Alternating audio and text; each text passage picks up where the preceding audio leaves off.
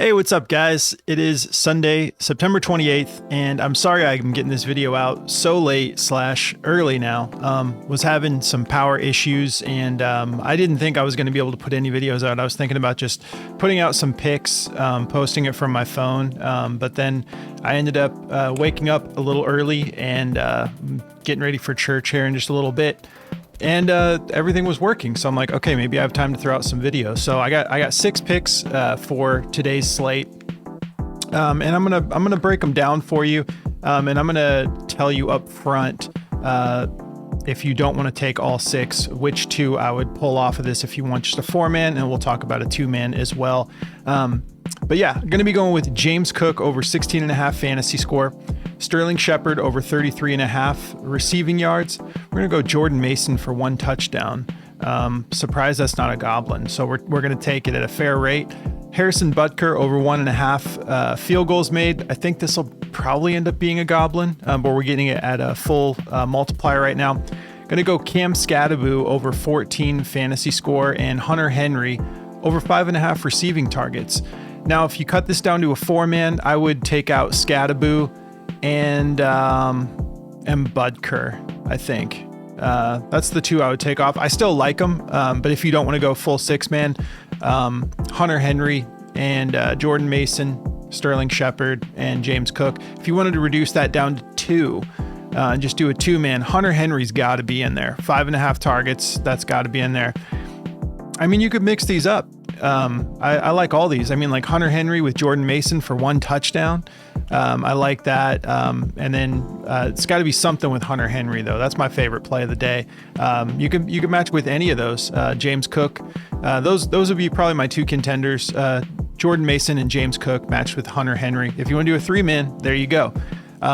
So before we break into all of these plays and look at the stats and everything, if you have not signed up for Underdog yet, you get $50 in bonus funds when you use code BACKDOOR and you play your first $5. Information's down below. Really helps me out a lot. If you guys want to use our code BACKDOOR, all the information is right there for you. Super easy.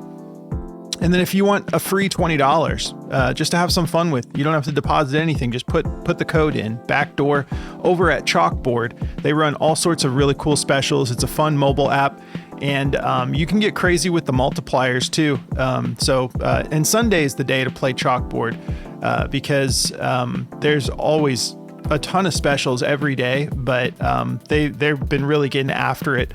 They've always been good about the alt lines, but Sunday you have so many options to make some real YOLOs if you want.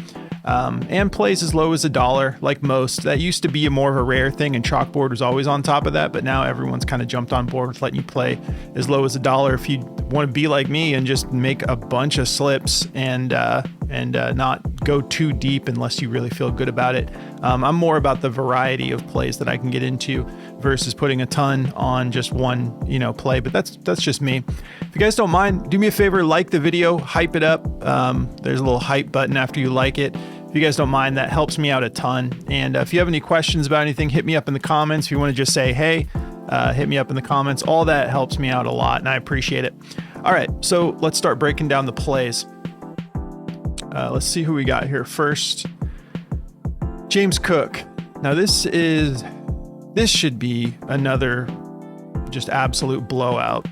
Let's see where this game's at.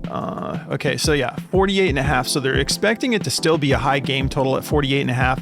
14.5 point spread favoring the Bills. This was all the way up at 17.5 at one point, but 14.5. Vegas is predicting that they're going to win by at least 2 touchdowns. They're playing in Buffalo. We saw what Seattle did to them, and it's, I guess like last year I would have said, like, if Seattle did that to them, what is Buffalo going to do to them? But Seattle looks good. Seattle's looking good on both sides of the ball.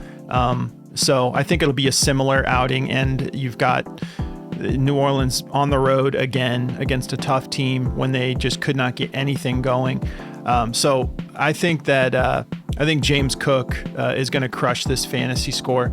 He's been off to a hot start in 2025, 3 straight weeks of at least 20.8 fantasy score. If we look at these games too, 31-21, Miami kept that last one closer than I was expecting, and I was kind of, for fantasy purposes, excited to see Miami looking a little bit more creative on offense. So they kept that a little bit closer, and then it actually came down to a penalty and that game was almost overtime. And then you've got 30-10. So you've got somewhat of a close game, and he still went for 20, almost 21 fantasy score. And then you've got an example here, 30-10, more of a blowout, and he scored even more. So 26.5 fantasy points in that game. And then week 1, another tight game, 41-40, and he still went for 21. So I'm feeling great about this. I think that he'll get most of his damage done in the first half, maybe play throughout the third quarter, and then maybe if he gets any rest, it'll be in the fourth quarter. But we'll see if Kellen Moore can dial something up to make this a little bit more competitive. But I think that the Bills are just going to control this game, and they're going to be running the clock. James Cook's going to be a big part of that, but he's been getting into the end zone. I don't need to break this one down too much for you guys. I mean, this is the Bills versus the Saints. So, but we'll take a look at the matchup anyways. Across the board, the Saints are middle of the road on defense, 14th in rushing yards allowed, 14th in receiving yards allowed. We go specifically to running backs. It softens up even more, 18th in rushing yards allowed, 19th in receiving yards allowed. I wonder if they'll show me it for fantasy score. This is the Outlier app. It's really awesome. You can look at everything if you're like a statistical junkie like I am. Okay, so they're showing us what past running backs did here against New Orleans. So Kenneth Walker went for 18. James Conner went for 14.4. We need him to get to 17. I would say that, the difference with James Cook is he's not sharing this backfield with anybody. Like his snap percentage has just gone through the roof. They're giving him the ball all the time. So Kenneth Walker, you've got situations like Charbonnet, or I think Charbonnet was out for that Seattle that game against New Orleans, but they've been mixing in the backs a little bit. Kenneth Walker hasn't seen like a full workhorse type of snap share yet. And then same with James Conner. They've been getting Trey Benson more involved and stuff. So my point is both of these guys were not getting the type of workload that we know James Cook's going to get. And still Conner goes for 14.4. Kenneth Walker goes for 18. So I think this is going to be at least another 20-point performance here for James Cook. Feeling good about it. Let's see what Daily Grind thinks. So this is the DFS optimizer if you guys are unfamiliar. Okay, so they're really not feeling the fantasy score. That is surprising to me. This is why sometimes I just got to go against what the numbers are telling me to do, and go with your gut. But yeah, you know what it is. Pinnacle has this down at 14.5, FanDuel 15.1, DraftKings 14.6. These are all a lower line, and it's all the way inflated at 16.5 for James Cook. This probably opened lower, but the optimizer is just favoring it under because it's crunching numbers for us. So it's looking and saying you're getting this at 16.5. Everyone else has it much lower than this, so we're thinking you should maybe take the under here because it's probably inflated. So you could take that advice, or you could be like, man, I think he's going for 20 again. They also like his receptions over 2. They've got that at a 52.92% odds to hit the over. They like this rushing yards combo between Kamara and James Cook, 128.5. I think that looks solid too, because I think James Cook is going to he's going to be knocking on the door of 100. But Kamara has been kind of like, it hasn't been, I think the receiving game hasn't been what we expected coming in, which wouldn't affect this. I still like the line, 128.5 between the two of them. Not my favorite line. I just like the fantasy score. The receptions over 2.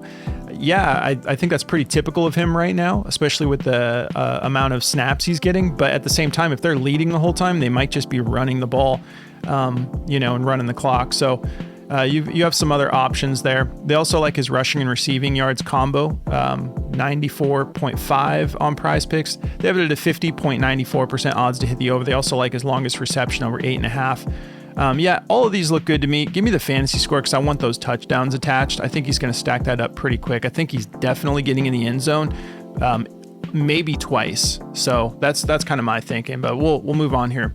Back to Outlier. We got Sterling Shepard. Let's take a look. So we've got a 44.5 game total for the over-under, and then 3.5 point spread. Philly favored by 3.5, and they're playing in Tampa.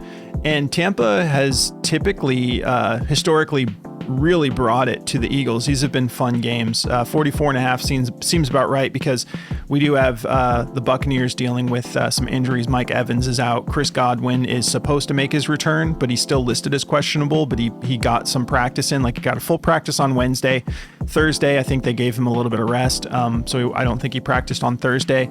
If he plays, which I think he's gonna, I think he'll probably not get the full snap share like he typically would if he's fully healthy and back in motion here.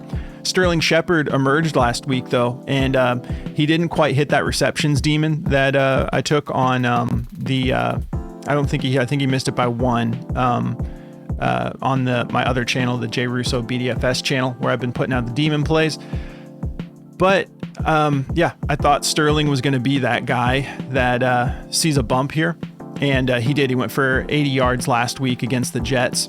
He's got this matchup here against Philly, which isn't as scary as you would think. So I know Philly's good on defense, but they're 17th in receiving yards allowed to wide receivers. So Emeka Egbuka is going to probably be, in my opinion, probably all of you agree, the focal point. Let's stop Egbuka. He's the biggest threat. If you've got Chris Godwin out there drawing a little bit of attention as well, Chris Godwin has a much better rapport with Baker than Sterling does, so Baker might be looking his way a little bit. But Sterling doesn't need a whole lot to get this done. 33.5. He's cleared it every week of the season so far. 39, 34, and then 80. We saw that spike. If we look at the let's look at the targets and receptions. So yeah, he had 3, 4, and 4 receptions. So, kind of trending up in the right direction. I like this play. Mike Evans is out there. They're leading wide receiver. Egbuka is not too far behind him at a 22.3% target share. And then Sterling Shepard's right there with 16. Bucky Irving's been getting a lot of love for a running back, who's been somewhat disappointing. Not necessarily his fault. They've been dealing with their O-line and whatnot. But it's just been the wide receivers. Baker's been passing, doing Baker things, So Sterling Shepard already working in that 16% target share. So now we got Mike Evans out. So I think we can probably count on him to get 16% again, because if Chris Godwin gets in there, I think Shepard will probably be the number 2 overall when the game's totally done. He's gonna play the most snaps, him and Egbuka, unless they just surprise us with Godwin and they're like, yeah, we think he's totally healthy. We're giving him just like a full snap share that he would normally get. So my point is, I like this. This line is low. Let's see who's been eating in the red zone. Mike Evans, 36%. That's not surprising. It's a bummer, man. Like, I just hate to see him go out so early because I have Baker in Dynasty, and Mike Evans just draws so much attention. He's a good separator for how big he is. Bucky's been getting a lot of love in the red zone through the air, 18% target share. Egbuka, 18%. So Sterling, 9%, still not bad. But it's all been Mike Evans. So I don't think that they're necessarily... Egbuka's probably going to get some more looks in the red zone. We don't need to really dive too deep into that to take a look at what we think Sterling's going to do, because that line's so low. He just went for 80 last week. But let's look at what teams have been able to put up against them in the past. So they actually did it was all the Puka. Never mind. I was going to say they did a decent job against the Rams. They were shutting down Devontae decently, 56 yards, but it's because of Nakua. Nakua went for 112. Puka has just been nuts this year. I think he's leading in receptions and receiving yards. You just need to start getting some touchdowns to really be that monster for fantasy. He's been killing it, but if he starts scoring touchdowns, look out. That's going to be the wide receiver 1 on the year. Tyquan Thornton, 59 yards. He was kind of the wide receiver 1 for the Chiefs during that game. He was the only reliable pass catcher that could get anything going in that game. I was excited because I picked him up in fantasy before that game in my Dynasty League, and now I'm like, cool, this is someone I'm actually going to hold on to for a little bit, even with Worthy coming back and eventually Rashee Rice coming back. I think Tyquan Thornton has been looking good. I thought he looked good on tape. All right, and then CeeDee Lamb put up 110 yards. So yeah, I don't think that this is going to necessarily be the type of thing where these teams, you see how like the wide receiver 1 it's come down to one guy kind of eating the whole time. I don't think the Eagles are going to let that happen with Egbuka just going nuts. So I think it's going to get mixed up a little bit. And yeah, I feel good about this. This line is I think that Chris Godwin coming back is actually helping us with them not inflating this line too much. 33.5, I'll take that all day. If I have time to put out a demon video, I'm probably not gonna have time. But what I'm gonna do is still on my other channel, I'm gonna still put out a demon slip. I just probably won't have time to put out a video by the time this is all done, because I got to head out to church. But my point is, Sterling Shepard receiving yards, that will be a demon that I take for sure. I don't even have to think about it. I'm going to crank that receiving yards up to probably like around 50, maybe make a YOLO if they've got like a 64.5 or something. But I'm for sure putting a demon of some sort in that slip with Sterling. Let's take a look at Daily Grind, see what they're thinking here. Hope you guys have had a good weekend. It has been. I feel like every couple of days something weird's going on right now. We just survived the rapture. Now we got this 3-eye Atlas thing coming in pretty soon here in a couple days. But we got football, so excited for football. So yeah, look at that. Everything for Sterling is looking pretty solid. They like his fantasy score over 7.5. I would still just take the yards, but he did get, I think, got like 4 receptions, so that's half of your 7.5 right there. Prizepicks being full PPR. Longest reception, they like him over 16.5. Actually, they don't like the receiving yards. That's the one they don't like, 33.5. So go with your gut. If you want to take one of these instead, they like the fantasy score, they like the longest reception. What do we inflated a little bit? 33.5. Not too much. There's a couple at 32.5, but nothing too significant. I'm still taking those yards personally, but you guys go with your gut. You have some options here on the optimizer if there's something else you prefer. All right, Jordan Mason. Man, I get the feeling this is going to be a goblin by the time I get this video up. So we know that Aaron Jones is still out. He went to IR, right? So he's probably got at least 2 more weeks. Jordan Mason has looked great. He's looked just aggressive, physical, pretty fast for how big he is, but the dude runs with like anger. It's awesome. It's what you want in like a power back. He got in for 2 touchdowns against Cincinnati. That's not saying too much. He didn't get in the end zone at all in week 1 and 2, but we know that he just sort of inherited this full workload against Cincinnati. I'm pretty sure it was week 2 that Aaron Jones got hurt. Maybe. I think it was early in the game. Either way, they got blown out in that game. Atlanta 22-6, and then following week, Atlanta gets shut out to the Panthers. So we're still figuring this thing out. We're still figuring out what these teams look like. The Panthers, their defense is deceiving. They actually played great, and they moved the ball on Atlanta, which teams like the Vikings had a tough time doing. 6 points, just 2 field goals. Anyways, he gets into the end zone twice. If we look at the matchup here, he's got Pittsburgh, who's been kind of like not looking like their typical selves defensively. Overall, they're 24th in the league in touchdowns allowed. Let's look running back specifically. A little bit better, 12th, still just a little bit above average, but the goal line looks are going to be Jordan Mason. This is going to be all Mason. Let's look at this over under. 40.5, so not expecting a super high scoring game, and they're expecting the Vikings to be they're giving them the edge, but just a 2.5 point spread, so they're expecting a close game playing in Pittsburgh. Let's see, let me see if I can look at that weather real quick. Week 3, let's go to week 4. I'll pull this up for you guys real quick. Oh yeah, so we got clear skies here.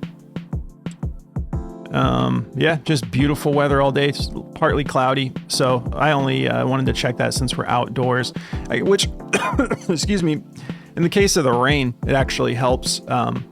But I mean, it's not like we're taking a touchdown here. So rain or shine, if they're at the goal line, it's going to Jordan Mason. That's what I'm thinking. We do have Jordan Addison back this week, which I'm excited about because he's on my Dynasty League, and I think that dude's super underrated. But yeah, this is an EV plus play. So Outlier's noticing some expected value here. Again, this is probably going to be a goblin by the time I get this video out, I'm thinking. But we're getting at fair value, so jump on it if you want it. All right, let's move on. Let's take a look at Daily Grind and see what they're thinking for this Jordan Mason play and any pivots you guys might want. There it is. Rushing, receiving TD smashed to the over. 54%. They love it. 54.06%. Minus 144. Yeah, not even a whole lot of platforms are giving us this option at just 1 touchdown to cash the line. The fantasy score they're not feeling at 15. We'll see. I mean, yeah, it is a little steep. He's not much of a pass catcher, so full point PPR all the way up at 15 is a little high. Longest reception, I mean, he can catch the ball. I'm just saying that's not like one of his strengths. Because he's not like the fastest dude. He's fast for a big guy, but longest reception, they do like 8.5, 51.11% odds to hit the over. Interesting. They're not feeling the receiving yards total at 12.5 though. So they're expecting him maybe to catch 1 for at least 9, but not do much more than that because they don't think he's going to exceed the 12.5. It's close, 50.8%. So it's just slightly. And again, it's because some of these platforms have it all the way down at 10.5. So 12.5 is not a value on Prizepicks. So yeah, not a whole lot of options. I'm taking that Rush TD. This is something I might even throw in the demon slip as well. Hit that 1.5 if I'm making a demon slip. All right, let's roll. Harrison Butker. This is another one I think is going to be potentially a goblin by the time the game rolls around. So through 3 weeks, he's got at least 1 field goal in every game. He only went for 1 against Philly. Against the Giants, he put up 3. That was a 22-9 game. So, man, this is going to be fun with the Giants. But I'm getting distracted here. But I'm excited for Jackson Dart to start. This is going to be a lot of fun. But yeah, week 1 against the Chargers, he went for 3. That was 21-7, a little bit of a closer matchup. And then 20-17, even closer game. And he only had the 1. And they lost by a field goal. So yeah, I don't need to break this down too crazy. We could look at pasts. So yeah, last 2 weeks, you have Detroit, only 1 field goal. But the thing about Detroit is they're constantly going, going for the first down on 4th down. They're I think number 1 in the league for going for it on 4th down. So I don't think the Chiefs are in that position right now. They're in a position where like, hey, we're still figuring out how things are looking with our wide receivers until we get Rashee Rice back, and we're just getting Xavier Worthy back. So I think that there's some question marks there still. So when they're close, they're just stacking points. You know, the Chiefs, that's why last year their offense wasn't as exciting because their defense was so much better than it's looking like it is this year so far. So the Chiefs are just, how do we win? And it's smart, but they've got this, when they're clicking, they've got this electric offense. You got Patrick Mahomes, who I think is probably still the best quarterback in the league. He just hasn't needed to flex in a couple of years. But you guys remember Patrick Mahomes years ago coming, getting his first start and just blowing up the league. The dude got like a $500 million 10-year contract or something. Like they don't throw those out often. Like you don't see that often, and it's because I think he is just like still special, still that dude. So my point is they haven't had to go crazy with the offense, so they've been relying on stuff like field goals, and the defense isn't quite what it used to be. So they'll figure it out. They're the Chiefs. They'll figure it out. But if we look at the matchup, it is kind of tough. They're 10th in field goals allowed. It's Baltimore, So let's look at this over under. That always tells us a little bit. I like to see what the spread is telling us. So we got 48.5. They're expecting it to be high scoring. And they're expecting it to come down 2.5. This is why we look at it. 2.5, that's a field goal. So if they're within, if this is lopsided one way, then I'm not looking at field goal props as much. But if it's the type of thing where it's like they expect this to come down to a field goal potentially to win the game. So if the matchup is that close, you might have both kickers doing what they can just to get the lead back and then get the lead back. And so that's kind of the way I see it. So I like that 2.5 point spread for a field goal prop personally. Let's take a look. Daily grind. I can't believe I was able to get this video out. It's still crazy to me. So yeah, they love it. 54.49% odds to hit the over. Minus 144. That's why I think we're so green on this one that I think that it's going to be a goblin, but when all is said and done. But they're not really feeling everything else. Kicking points, they have that favor to the under. 51.3% odds to hit the under. Interesting. Yeah. So go with your gut. I'll take that field goal prop though, especially when Daily Grind's got us lighting up all green. like that. All right, Cam Skattebo. I'm really excited for this. I drafted this dude in Dynasty. I know I'm talking about all these guys. I wasn't expecting to be able to deploy him. I'm playing him this week. He played great against the Chiefs. Tyrone Tracy opened up that game, and he got injured relatively early. But you could see that Cam has been already eating into that Tyrone Tracy workload. And the dude is just, I know he's not the fastest guy, but he is such an incredible blocker. He's literally like hurting dudes as a running back on the opposing teams, like just manhandling. And the thing is, when you get a really good block and then you're giving your quarterback time to read the field, and then you can actually break out, and then the pressure comes in a little bit, and then Russell Wilson was just dumping it off to Cam. He went for what? Let's see. In that game when he got his first full start, he had 8 targets, 6 receptions, so 75% catch rate. And then think about that last game with Russell Wilson. How many plays did he just sit there? And that's why he got benched. They're going to Dart, and I think that's the right move. But think about, if you watch that game, think about all the plays where Russ is just looking around, and then deciding to just run the ball. Even on 4th down, you're going to just try to run and get it yourself. He did target Cam 8 times, but still there was even more opportunities than that. Now you got Jackson Dart, who I don't think is going to make those same type of mistakes. He's actually a little bit sneaky quick. He's more equipped to run the ball when he needs to than Russell Wilson is, obviously.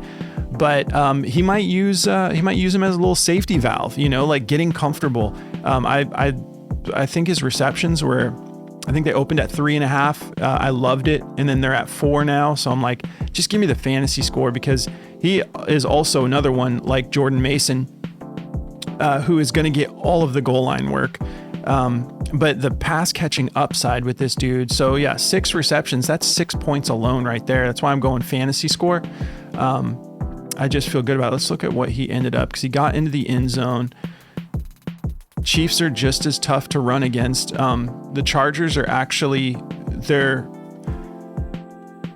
they've been allowing running backs to do more than you would expect. I'll just put it that way. They're not bad against the run, but yeah, he went for 24 points.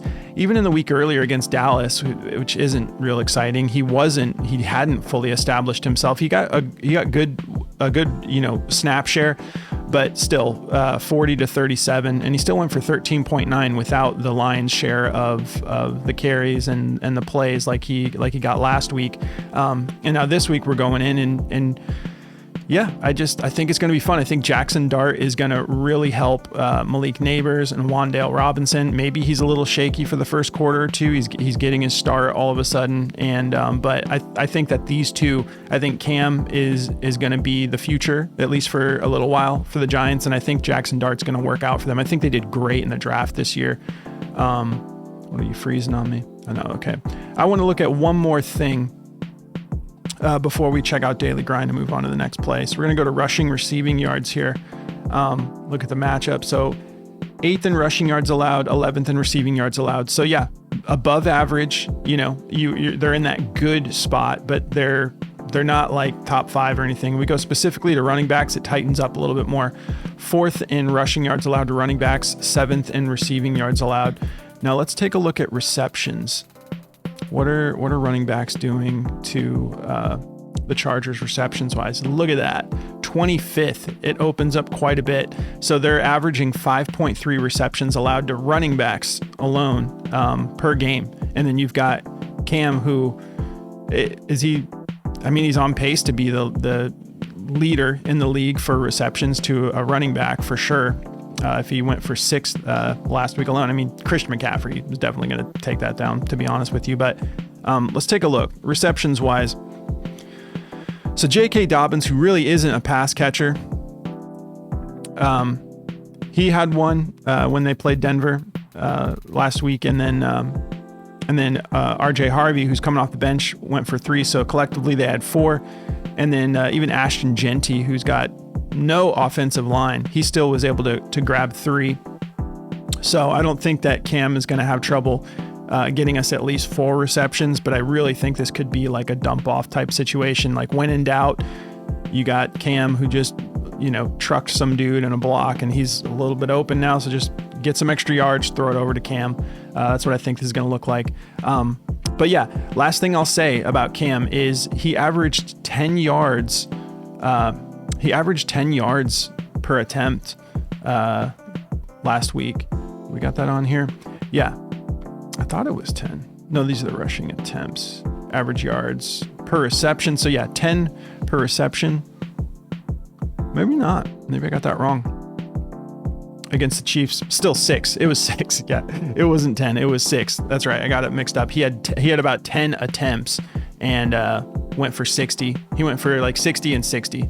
So I love this play. I'm really excited about it. All right, let's take a look.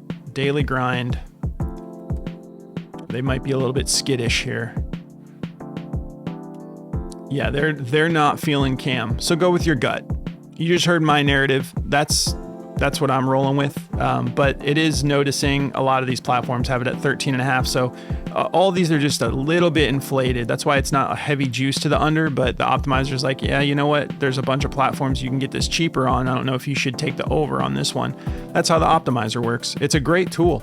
25% off when you use code BACKDOOR. You can lock that in for as long as you want, all the way up to a year if you want that 25% off for the long haul. They also have like other tools too. They've got like a AI slip generator that just looks for across all the sports that it covers. It'll give you like it'll make you like a 6-man with like esports, baseball. It'll just look for all the stuff and put it together for you. You click a button, you got a slip made of all the best plays. Really killer tool. So yeah, you can use that 25% off of any of their tools. Just use code BACKDOOR and they'll hook it up. All right, let's wrap this thing up. Did we already look at the over under though for Cam? I just want to catch that before we move on. 43.5 point over under. And Chargers favored by 6.5. It's kind of impressive when you have the Chargers playing the way they are and you have the Giants within a touchdown is what Vegas is calling, because the Giants defense looks really good too. So this will be a fun game. If Jackson Dart comes out and he's an improvement on that offense, the Giants don't look too bad. I mean, I don't know. I'm excited for the Giants this year. All right, let's wrap it up, guys. Hunter Henry, my favorite play of the day. We'll go to 2025. This dude is the weapon right now. He is getting all the targets. He's getting all the love. He put up 29 fantasy points last week against Pittsburgh, and he's got this soft matchup against Carolina. If we take a look here, so I have it on receiving yards right now. And they're 12th, so they're a little above average on receiving yards allowed across the board. But look at this soft spot.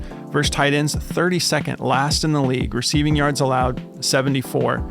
Now we're taking his targets, but you could take the receiving yards. I like the receiving yards too. I like the receptions, but the targets are what I'm most excited about. He had 11 targets last week, 8 receptions, so 73% catch rate. Everything looks good for Hunter Henry, in my opinion, in this game. The target share, look at that, dominant. They don't really have anybody wide receiver wise who's separating and making a difference. So it's just all Hunter Henry. 21.2% target share. He's got this soft matchup. Let's look at that over under. This is probably going to be a sneaky fun game. You know, because the Panthers looked good towards the end of last year. And so yeah, 43.5. Yeah, because their defense is decent. I wouldn't be surprised if they beat that over under though. But yeah, so Patriots playing at home, favored by 5.5. It's going to be fun. It's going to be interesting. Also, the Colts have been really fun to watch. This is going to be a great game. Colts versus Rams in the mid window. It's going to be a fun day, guys. 49.5 point over under for that game. I know we're not even covering that, but there's a lot of value on the board today. But yeah, I'm gonna be watching this Panthers Patriots game close because the thing is Drake May looks like he's really taken a step forward. Dude's running the ball a lot more. I think his rushing yards look sneaky this week. But you've got no wide receivers separating themselves and standing out really, and then you've got almost every one of your running backs fumbling the ball. week after week. So Travion Henderson is a little sneaky to me.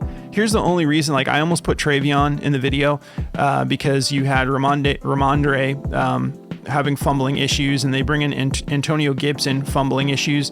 And then you got Travion, who I think has fumbled the ball at some point this season.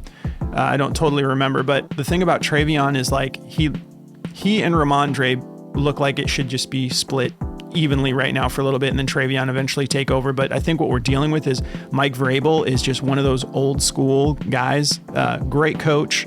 I think that he's just needing a little bit more time to get things cleaned up for the Patriots than I thought initially. But the thing is, I think that he's just going to keep being like that guy, like Ramondre's our guy, when Travion could offer them a little bit more. But if they're favored to win this game. So otherwise, if they were favored to be behind, I would think maybe Travion has more of a chance here. But anyway, sorry, I'm getting sidetracked again. But yeah, Hunter Henry, it's just, look at that, 22 targets. It's going to be Hunter. Let's see what tight ends have done. So Kyle Pitts went for 39 yards. Trey McBride, 78. Brenton Strange went for 59. Real fast, let's see if they'll give us that for targets. You going to give us any percentage here? Okay, they're just showing Kyle Pitts. So Kyle Pitts had 6 targets against them when they were just absolutely getting demolished and shut out. So I think this is, he's going to hit 6 targets. He doesn't even have to catch the ball. So I'm loving it. I don't think that the optimizer, it rarely catches targets because not a whole lot of platforms cover targets. So I'll show you guys some pivots. If it's not on there, then we'll look at some other plays, and we'll get you guys rolling on Sunday. Okay. Okay. Maybe Vegas knows something I don't. I can't believe they're even setting this line at 3.5. What did we say it was? 32nd in receptions allowed, or receiving yards allowed? Let's look at receptions. So 24th in receptions allowed to tight ends. So yeah, real soft spot there. Overall 10th. And then you got this soft spot for tight ends. And he's been the number 1 target. Look at, they've got, Outlier has the 3.5 receptions at -135. Super juice to go over. But it's at 4 on Prizepicks, so the optimizer doesn't like it. But there's not even a lot of juice on this 3.5. They got it at 50-50. I don't get it. I think he's going over his yards. I think he's going over his receptions. I think he's going over his fantasy score. He's getting the red zone looks. He had 2 touchdowns last week. Longest reception, yeah, maybe that's something I'm not interested in personally. But targets, they do have it on here, and it's at a 50-50 shot. They have it at a -125. So, and Underdog has it favored to go over. You guys go with your gut. I love this play. Favorite play of the day by far for me. All right. So if you guys don't mind, like the video, drop me a comment. Let's chat on Sunday, on the Lord's Day. Okay, here's some extra plays for you. You guys like overs better than unders? Here's what you can do with the optimizer. Just show me the overs. I've talked about it before, but the reason I like the overs better is because you get penalized for taking unders on Prizepicks. They don't give you as good of a multiplier if you use a lot of unders. So, okay, Aaron Rodgers over 13.5 fantasy score. They love it. 58.32% odds to hit the over. -139. Keep in mind, if you take Rodgers, don't take any reception props from the Jets, because that's also going to kill your multiplier. Harrison Butker, that thing is still just juiced, even more than it was earlier, 54.49%. Jonathan Taylor, Kyron Williams, over 157.5. They like that a lot. We're up in the 54 range. Jordan Mason, we're in good shape so far. If the optimizer is right about some of these plays that we got today, we should be good to go. Geno Smith, they like him for 1 interception. They also like him for over 1.5 passing touchdowns. You got Eddie Pinheiro over 6.5. That is pretty low. Kicking points, 53.67. Nick Cross, tackle assists over 7. Quay Walker, or is it K Walker? 8.5 tackles and assists. Sorry. Drank a bunch of coffee. Khalil Shakir, over 3.5 receptions, 53.37% odds to hit the over. Drake London, over 5 receptions. I'm a little iffy on that. I need to see more from Penix. It is a value on Prizepicks. It's at 5. But BetMGM has it down at 4.5, but everyone else has it at 5.5. So they're giving it a little bit of juice. Carson Wentz for at least an interception. Yeah, maybe. I don't hate it. Jonathan Taylor. I do like this receptions over for Jonathan Taylor. They have it relatively juiced. It's almost in the green there. It's at 53.04% odds to hit the over, minus 133. The thing is like the Colts look good, and Daniel Jones it's like there was this QB battle that was going on during training camp and in preseason, and then Daniel Jones comes out and is just torture. He's the QB4 for fantasy. He's the QB4. We've played 3 weeks. He played Denver already, and Daniel Jones is the QB4. The dude is making it look stupid that there was ever even a competition. I have Daniel Jones, and I picked him up off the waiver wire for free.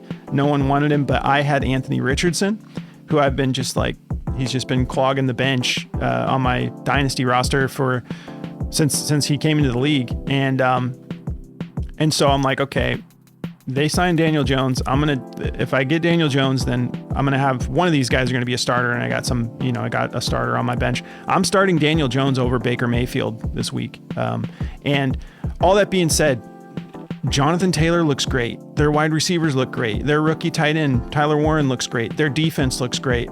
They're in this game that I was talking about against the Rams that should be competitive. There's going to be fantasy points in this game. And Jonathan Taylor has been getting involved in the passing game and looking great. Not just random dump offs. These are designed passes for Jonathan Taylor. So 2 receptions. Last year, I would have said like, yeah, I don't know if I'm taking that, but I think he's probably going to get 3 in this. I think it's going to be competitive. And yeah, I mean, Pinnacle has this at a minus 210 at 1.5. But if it's got that much juice, we just need him to do one more than what Pinnacle's saying. He's got a minus 210 to hit. BetMGM has it at minus 190 for the 1.5. And then you've got DraftKings at 2.5, and it's plus 121. So they're kind of 50-50 shot for him hitting 3. If he does just go for 2, then your slip gets downgraded. It's a push. So you're essentially you're hoping that he gets to the 3, but you're kind of getting minus 210 for him to push. So it's a low risk play, is I guess the long. I said that the long way. I think that's a low risk play today. Javonte Williams, over 68.5 rushing receiving yards. Who are the Cowboys playing again? I'm like just nervous about the Cowboys. Green Bay. No, thanks. I'm not interested in that play personally. Oh, you know what though? There was that play. Micah Parsons, I think they had him at what, like 0.75 sacks. That's tempting. And I'm not totally sure. That may have been, I don't know if that's a demon. I think it might have been a demon. If it is, whether it's regular or a demon, Micah Parsons in his revenge game, you don't think he wants to just absolutely crush Dak Prescott and look over at Jerry Jones? Like, Micah Parsons wants to go for like 5-6 sacks in this. Doesn't mean he's going to be able to. Dak's going to throw it away every opportunity he has if Micah's getting near him, because Dak doesn't want to be a part of that narrative either. But that's a fun play to me. Micah Parsons sacks. And the thing is, like, even if he doesn't get the sack, if he gets close, if he gets the assist, you know, if he and another dude both tackle Dak twice, I'm pretty sure, you know, you get half of that sack. So he doesn't have to get a full sack to cash that. He can just have a couple of assists. There's those James Cook receptions over 2. What time is it? I gotta roll, guys. I gotta start getting ready for church. But yeah, a couple more. Geno Smith over 2.5 rush attempts. I think that, yeah, 2.5 rush attempts for any quarterback ever, I think is worth the roll of the dice. And we know Geno can run when he needs to, kind of like Baker. Spencer Rattler, over 34.5 pass attempts. Sure. I mean, like, they're going to be playing from behind the whole game. And you got Kellen Moore, who is fast-paced offense. I think they lead the league in plays. Maybe Cliff Kingsbury has him beat out for that. But they play a lot. Look at this for Jake Ferguson. The line is at 6, and they're still favoring it to the over. You know, I don't think that George Pickens is going to all of a sudden be getting the volume that CeeDee Lamb is. I'm not saying that I'm all over this Jake Ferguson play, but I'm pretty impressed that the line is at 6, and a lot of these guys have it at 6.5, and it's a 50-50 shot. So I don't know if receptions would be what I went for. It might just take the fantasy score. If we're talking 6 receptions, that's 6 points. So, you know, I don't know. We'll see. We'll see how that all works out. And then you got Matt Stafford over his pass rush yards. Marcus Mariota, who I'm also looking at his rushing yards today. Marcus Mariota, regardless of what it is, that might be a demon play because the dude he fits into Cliff Kingsbury's offensive scheme, his play calling style. He fits in like a glove. Like he's the perfect backup for Jaden Daniels. Like, this offense just barely takes a step down. Obviously the ceiling isn't as high, but as far as Marcus Mariota, especially for fantasy, if you need a quarterback this week and Mariota is out there, like, I think he's a solid start this week. All right, guys, that is going to do it. I'll let you guys look at these. But yeah, I gotta get out of here because I gotta edit this video and then put it up and then head to church. But I appreciate you guys tuning in. Thanks for being cool about me getting this out late. I was having power issues. Wasn't really anything I could do about it. But don't forget to like the video, drop me a comment. Have a great Sunday. And oh yeah, if you want to join the Discord, there's a link below. You just sign up through Patreon. Come join us, come hang out. We talk during the games, and then we've got other analysts putting out plays. And then any pick I make, even if it's like second half, whatever I'm doing, if I make something, it goes in the Discord. So nothing too crazy, but we have fun in there. So come join us and have a blessed Sunday, guys. I'll catch you in the next one.